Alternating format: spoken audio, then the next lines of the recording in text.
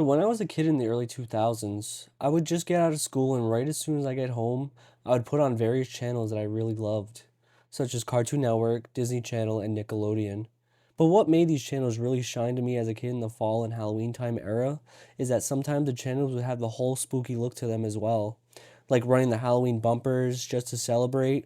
On top of that, the specials would play and give you that good old-fashioned Halloween spirit. And that's what I'm here to talk about. Two specific Halloween specials that I cherish the most, starting off with Scary Godmother. This one to me was an instant classic. Not only was the story just setting up a simple spooky Halloween party, it was the way it was presented itself, with that unique art style that's really known for. It might have just aged just a bit, obviously, but nonetheless, the animation is just oozing with Halloween vibes. Also being based off the book by Jill Thompson with the same name. In the special, we are introduced to the main character Hannah, voiced by Britt McKillop, go out trick-or-treating with her cousin Jimmy and his friends. I only really remember Jimmy being the most prominent while the friends were really just kind of taking orders from him. But anyway, as a prank, Jimmy decides for Hannah to go inside the old spooky haunted house and have Jimmy and his friends just ditch her in the house and, just leave her in there to get her scared. And then wait until she comes out screaming. But if you've seen this special, you know this is the part when Hannah meets her scary godmother. Your scary godmother. My what? Voiced by Tabitha St. Germain, she brings his character to life, very enthusiastic and just very overall upbeat. This is a side note, but I was so surprised to learn that she actually voices the character Naomi in Death Note. If you don't mind my asking, why do you keep checking your watch? Such a tragic character, but anyway, sorry, we're getting off track. So the scary godmother comforts Hannah and offers to bring her to her house and get prepped for the Halloween party. So on the way there, this special ends up playing the possibly one of the best bangers in the whole special.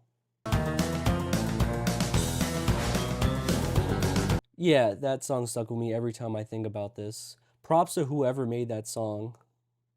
So arriving at Scary Godmother's house, I always love this whole aesthetic to this design. Seeing all the pumpkin patches and having a massive house that looks very Tim Burton inspired.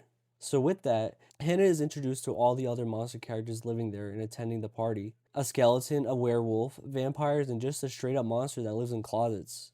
It's really not a long special at all, just running roughly an hour, and it ends with Hannah partying with all the monsters and even trying to get back at Jimmy with all the monsters, scaring them all together. But what made this Halloween special so iconic to me? I think it's simply just because the story is very simple and very easy to follow.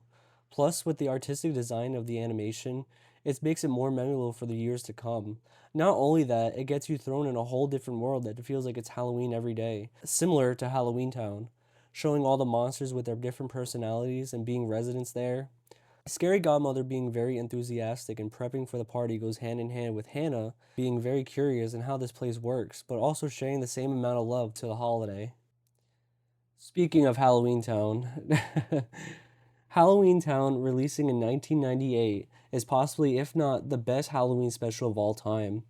I'm going to assume you as the viewer must have seen it too, just because I know it's still very popular to this day. But it's basically three siblings following their grandma, who's a witch, on a magical bus that flies back to Halloween Town, transporting all the kids and learning that the kids themselves have magic blood in them as well.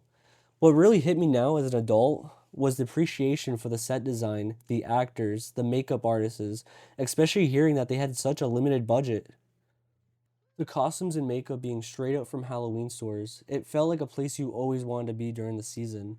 In fact, I know every year in St. Helens, Oregon, they pull an event every year just to celebrate Halloween Town, with it being the place that they filmed for the movie. Another really interesting thing to me too is Kimberly Brown herself, the actor who played Marnie, visits almost every year to meet the fans. Speaking of the cast, Debbie Reynolds, who plays the grandmother of the Cromwell kids, her performance has so much charm and just very enthusiastic and very caring. It really made you feel like she really cared about these kids.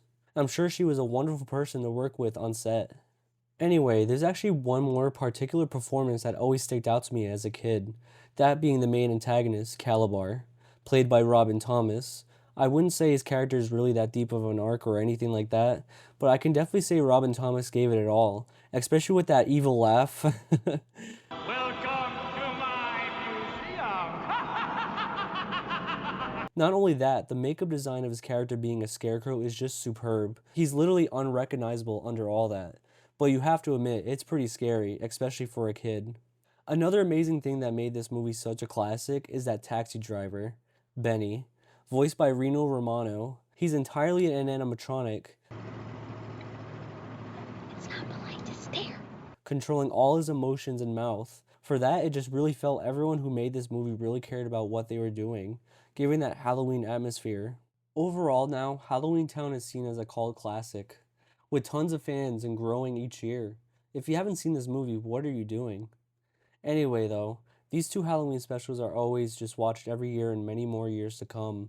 I know there's actually lots of other Halloween specials I love as well, but these were the main two for me. What made these so important though is that the fact it just adds to the Halloween season, just to cherish those holiday memories. If you made it to the end, leave a like and a follow and subscribe. Thank you so much guys for watching.